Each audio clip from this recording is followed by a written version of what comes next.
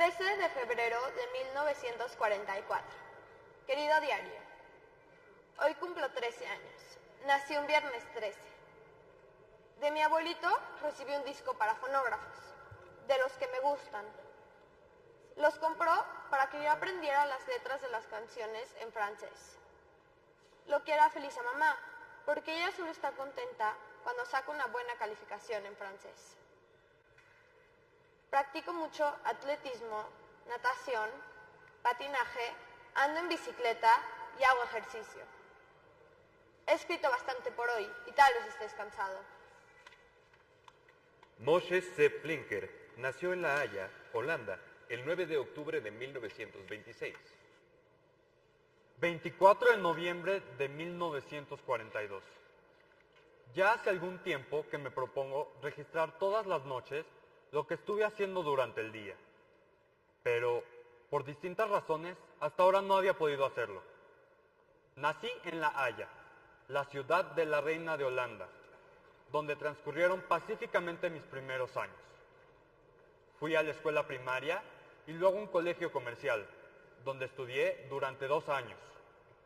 Para Moshe y para Eva, un día todo cambió. Eva fue asesinada en el campo de exterminio de Auschwitz-Birkenau en 1944. Moshe huyó con su familia a Bruselas. Fue deportado a Birkenau y asesinado. Entre 1939 y 1945, 1,5 millones de niñas, niños y adolescentes fueron asesinados por los nazis y sus colaboradores. 1 millón de ellos eran judíos. Decenas de miles eran gitanos. Niñas, niños y jóvenes alemanes con discapacidades físicas y mentales. Niñas, niños y jóvenes polacos. Niñas, niños y jóvenes que vivían en la Unión Soviética ocupada. Todos ellos fueron considerados por la ideología racial nacionalsocialista como indignos de vivir. Lo que muchos nos preguntamos es cómo es que los oficiales de los guetos y campos de exterminio, que en muchas ocasiones eran padres de familia, cómo es que después de enviar a la muerte a miles de madres, niñas y niños, cómo podían irse tan livianos a sus casas donde los esperaban sus mujeres y sus hijas e hijos? ¿Cómo podían ser asesinos y a la vez padres amorosos? De algunas de las niñas, niños y jóvenes que murieron en el Holocausto, se conserva un poema, un dibujo, un diario. De muchos otros, solo se conserva el registro de sus nombres en los libros en los que los nazis y sus colaboradores los anotaban minuciosamente. A través de los escritos que sobrevivieron la guerra, de sus dibujos, de sus poemas, podemos seguir paso a paso cómo sus vidas se interrumpieron a partir de la ocupación nazi. David Sierakowiak, de Lodz, Polonia, vivió así el momento. 19 de marzo de 1944. Querido diario, eres el más afortunado del mundo, porque no puedes sentir, no puedes saber qué cosa tan terrible nos ha sucedido. Han llegado los alemanes. Cuando los nazis ocuparon Vilna, hoy capital de Lituania, Itzhok Rudashevsky tenía 14 años. Junio de 1941, el lunes, fue también un día inquietante. Pasan de continuo hacia Lipovke vehículos atestados de soldados del Ejército Rojo. También los residentes escapan. La gente dice con desesperación que el Ejército Rojo nos abandona. Los alemanes marchan sobre Vilna. Se aproxima la noche de ese día de desesperación. Los coches con soldados pasan fugazmente. Me doy cuenta de que nos abandonan, pero estoy seguro de que habrá resistencia. Aunque veo retirarse el ejército, estoy convencido de que volverá victorioso. Muchos, al igual que Itzhok, tenían esperanzas que la guerra terminara pronto, pero apenas entraban los nazis, iniciaba la persecución de la población judía local. Y empezaban los decretos. Con cada decreto, la realidad se hacía más negra. Los jóvenes tuvieron que interrumpir sus estudios, sus padres fueron excluidos de las instituciones públicas, perdieron sus trabajos, muchos quedaron en la indigencia. David Sierakowiak escribió esto el 3 de octubre de 1939, cuando tenía 15 años. Mi padre no tiene trabajo y simplemente se asfixia en casa. No tenemos dinero. Es una calamidad, un desastre. Y Eva Heyman, a sus 13 años, nos narra en su diario. 7 de abril de 1944. Hoy vinieron por mi bicicleta y yo hice un gran drama. Ya sabes, querido diario, tuve mucho miedo por el sol. Policías entraron en mi casa. Sé que donde quiera que vayan, solo traen... Así que, querido diario, me cerré a la rueda trasera de la bicicleta. Les grité de cosas. Quitarle la bicicleta a una niña. Eso es robar. Uno de los policías está... Lo único que falta es que una niña judía haga semejante escándalo cuando le quitan la bicicleta. A los chicos judíos ya no se les permite tener bicicleta. Ya sin su bicicleta, Eva caminaba hora y media cada día para llegar a la escuela. Además, todos los judíos, adultos y niños, debían portar una estrella amarilla sobre su ropa. Itzhok Rudashevsky describió así a sus 14 años la impotencia de llevar ese estigma racial que segregaba a los judíos de la sociedad y los convertía en blanco fácil de la brutalidad. 8 de julio de 1941. Promulgaron un decreto que establece que la población judía de Vilna debe usar adelante y atrás un círculo amarillo con la letra J en su interior. Amanece, miro por la ventana y veo a los primeros judíos de Vilna que llevan sus distintivos. Es muy doloroso ver cómo la gente se queda mirándolos.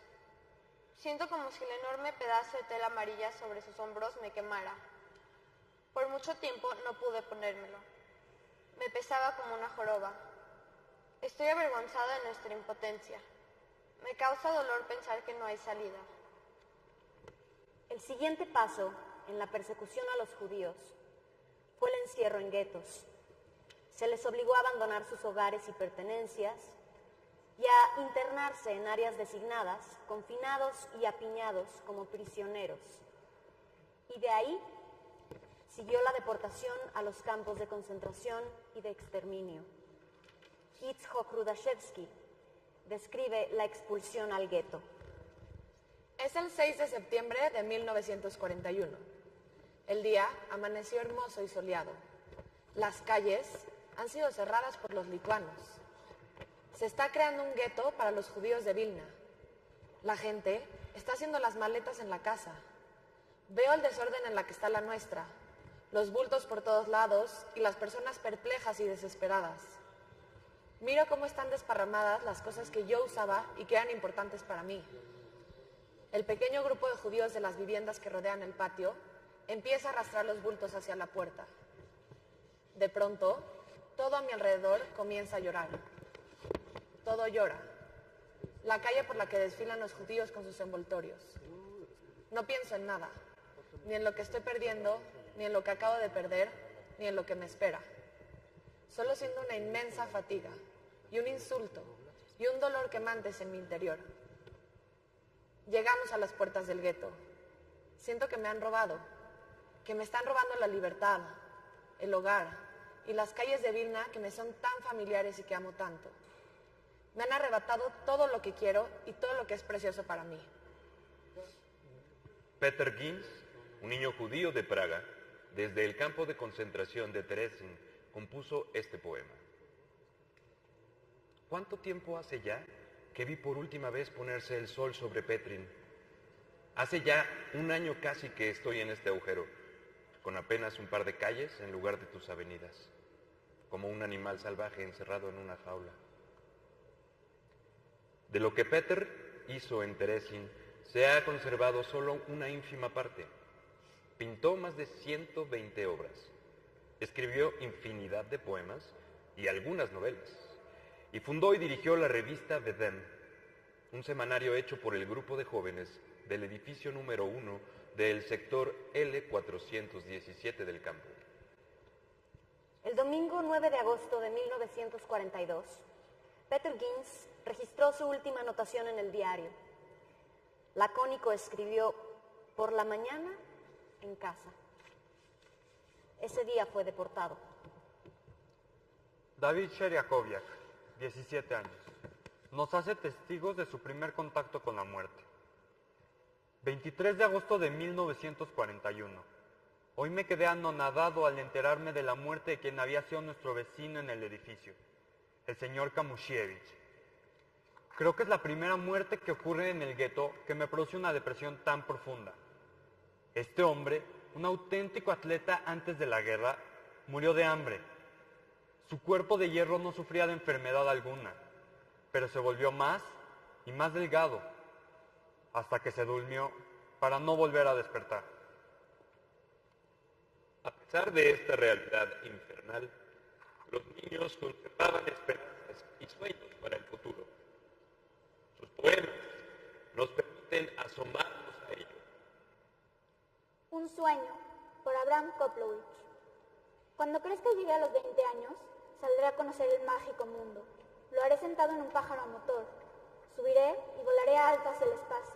Podré flotar, surcar el aire, quedarme suspendido sobre el hermoso mundo lejano. Me remontaré muy alto sobre los ríos y el océano. Hacia el cielo ascenderé y alcanzaré mi plenitud. Una nube, mi hermano. El viento, mi hermano. Abraham Koplovich nació en Lodz en 1930. Fue deportado al campo de exterminio de Auschwitz, donde fue asesinado. Lo sobrevive un cuaderno con dibujos y poesías. Ruth Kalaskier, que vivía en el gueto de Betzin, dejó este poema en su diario. Quisiera extender las alas y volar muy alto y muy lejos, oír el silbido del viento y sentir su soplo en la cara, sentir la brisa. Desearía volar hasta llegar a lugares donde no hubieran guetos, ni talleres, ni persecuciones de judíos. Ruth tenía 14 años. Murió en una cámara de gas unos días antes del fin de la guerra. Moshe Finkler, 16 años. 8 de diciembre de 1942. En los últimos días, cada vez que mi madre planteaba el tema de mi futuro, mi reacción era reírme. Pero cuando me quedé solo, comencé a meditar sobre el asunto. ¿Qué será de mi vida adulta? Es evidente que la situación actual no durará para siempre, quizás 1 o 2 años más. Y entonces, ¿qué pasará? Algún día tendré que ganarme la vida. Después de mucho pensar, he decidido ser estadista. Moshe Flinker tenía 16 años cuando escribió esto. El 7 de abril de 1944, tras ser delatada en Bélgica a la Gestapo, la familia Flinker fue arrestada y enviada al campo de exterminio de Auschwitz-Birkenau, donde Moshe y sus padres perecieron. Eva Heyman escribió el 30 de mayo de 1944. Querido diario, no quiero morir. Quiero vivir, aunque yo sea la única persona que quede aquí. Esperaría el fin de la guerra, en algún sótano, o en el tejado, o en algún otro escondite, con tal de que no me mataran, que me dejasen vivir. No puedo escribir más, querido diario, me saltan las lágrimas. Corro a ver a mi nana Mariska. Al terminar la guerra, muchos se dieron cuenta de las ausencias, de quienes habían sido sus vecinos, sus amigos, sus compañeros de juego, sus compañeros de pupitre. No habían regresado, no regresarían más.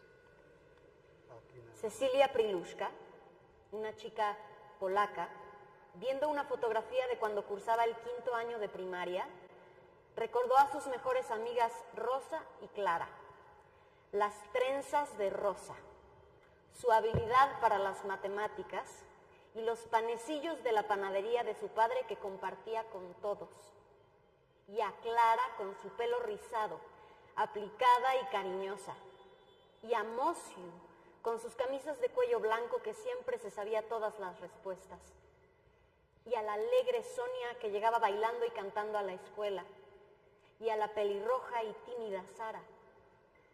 Esos niños no regresaron. No regresaron sus padres. El carnicero y el doctor y el maestro tampoco. Han dejado un vacío que no se podrá llenar nunca. Porque si hubieran vivido,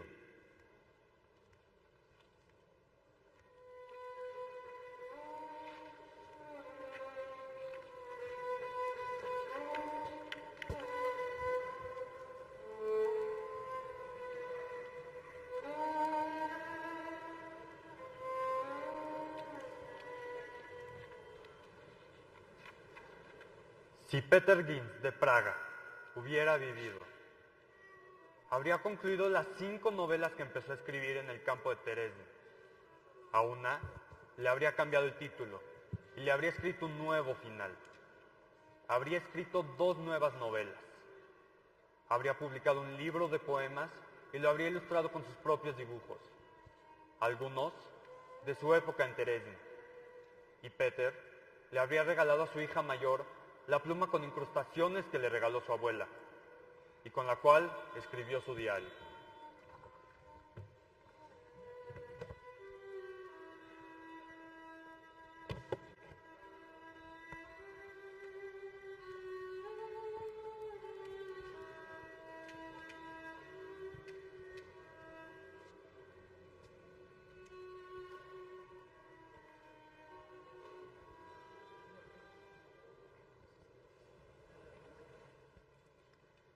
Si Eva Heyman de Hungría hubiera vivido, habría estudiado matemáticas y habría sido profesora distinguida en la Universidad de Oxford.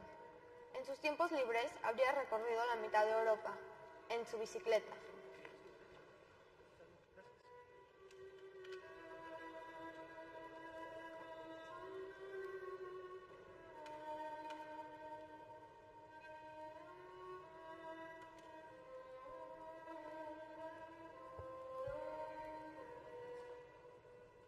Si Moshe Flinker, de La Haya, Holanda, hubiera vivido, habría estudiado en la Escuela de Ciencias Políticas de París, donde un famoso político le habría echado el ojo para llevarlo a trabajar con él. Y ahí habría empezado a construir su sueño de ser estadista.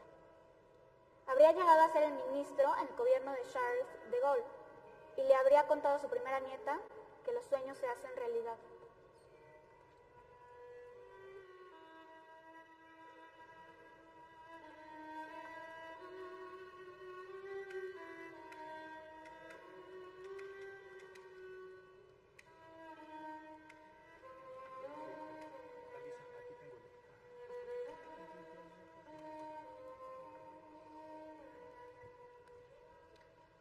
Si Ruth Kalaskier de Polonia hubiera vivido, ella, la eterna optimista, habría sido una amorosa y paciente maestra que siempre les habría enseñado a sus alumnos a encontrar el lado bueno de la vida.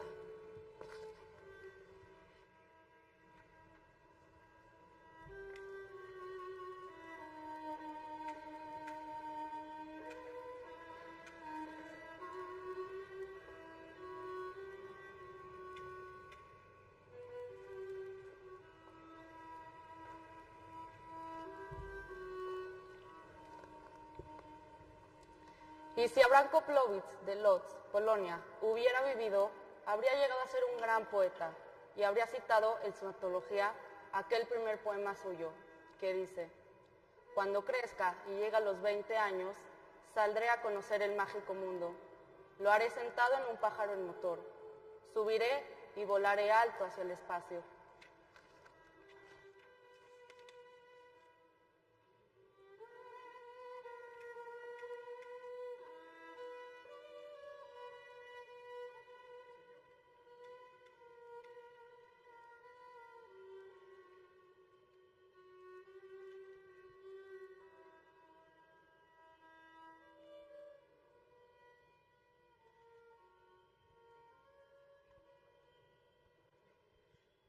Si hubieran vivido,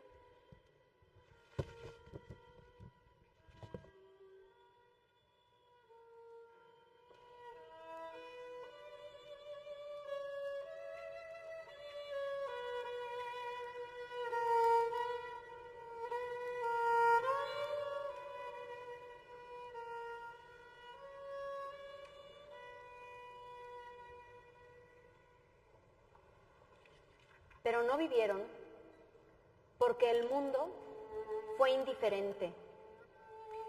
El mundo los abandonó. Los grandes líderes del mundo sabían lo que estaba pasando en Europa y nadie hizo nada.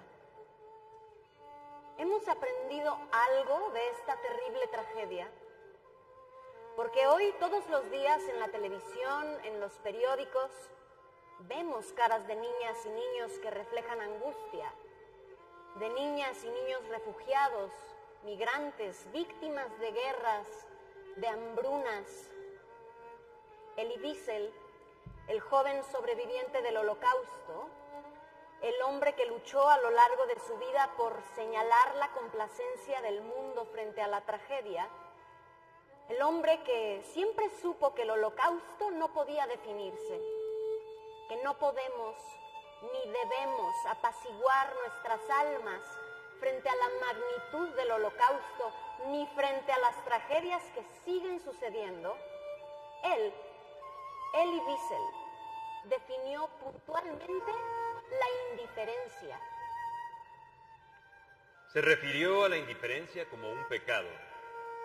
Es tanto más fácil, dijo, no ver a las víctimas, evitar que su sufrimiento turbe nuestra vida cotidiana. ¿Es tan complicado involucrarse en el dolor y la desesperación del otro? Con la indiferencia, reducimos al otro a una mera abstracción, y así nos es más fácil vivir. La indiferencia frente al sufrimiento nos vuelve inhumanos. La indiferencia es más peligrosa que el enojo o el odio, porque nos deja desarmados para denunciar, para protestar, para actuar, para oponernos, para luchar, para cambiar. La indiferencia siempre se hermana con el enemigo, beneficia al agresor y a la víctima la deja indefensa, sola, abandonada. No haberles respondido a los niños y niñas del Holocausto frente a su drama, no haber aliviado su soledad y abandono, ofreciéndoles un poco de esperanza, fue equivalente a expulsarlos, exiliarlos de la memoria humana. Por eso, las niñas, niños y jóvenes de los guetos, de los campos de concentración y de los campos de exterminio deben permanecer en nuestra memoria. Y por eso no podemos voltear hacia otro lado para no ver a las niñas, los niños y los jóvenes que hoy siguen sufriendo guerras, hambrunas, abandono, maltrato, a los que perecen en una barcaza tratando de alcanzar otra tierra firme, o en un tráiler lleno de migrantes. No podemos, no debemos exiliarlos de nuestra memoria. A ellos, Ilana, Ariela y Yael dedican este poema. Me siento como una hormiga en un mundo de gigantes. Soy vulnerable en mi impotencia. Han callado mi voz. En sus oídos no tienen importancia. No importan mis suplicios. Ante sus ojos no soy amiga, no soy hermana, no soy niña. Ante sus ojos no soy nadie, no soy nada. No podemos, no debemos exiliarlos de nuestra memoria. A ellos, Ari Litvak dedica el himno de los partisanos.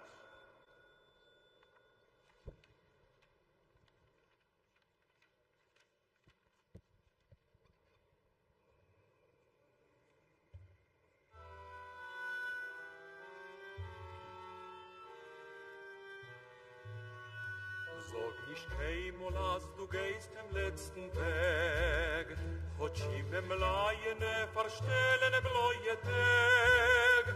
Komm, wird noch unser eins gedenkte Schau, es wird ab heut von unser Trott mir seinen da.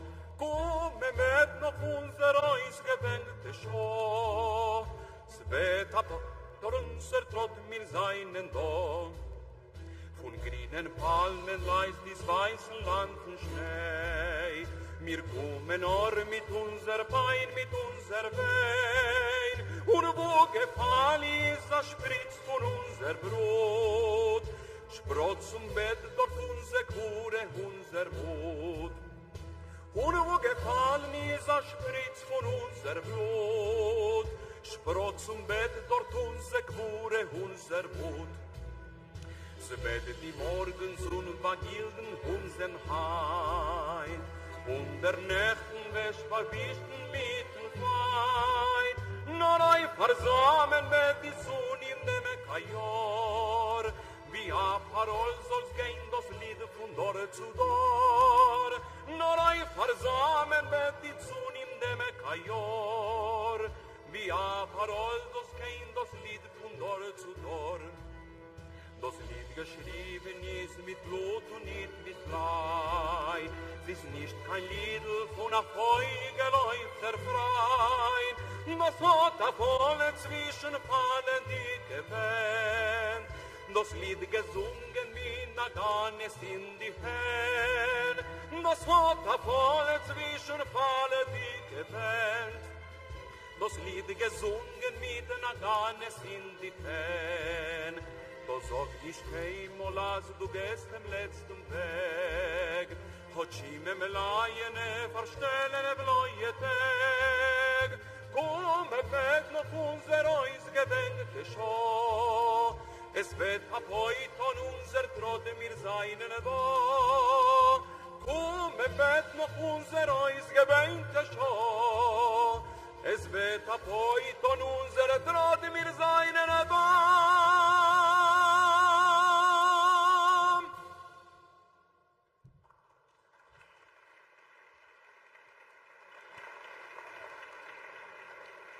Ilana Kleiman, pueden pararse chicas, Ariela Saba, Yael Zuckerman, de la secundaria del Colegio Beta Yeladim, Abraham Dumani, Sharon Kaplan, Nurit Pesel, de la preparatoria del Colegio Israelita de México, ORT. A todos ustedes, jóvenes de la comunidad judía de México, gracias por hacer suyas las palabras que sobrevivieron el Holocausto. A María Penella y a Héctor Bersunza, nuestro agradecimiento por narrarnos el curso de la historia.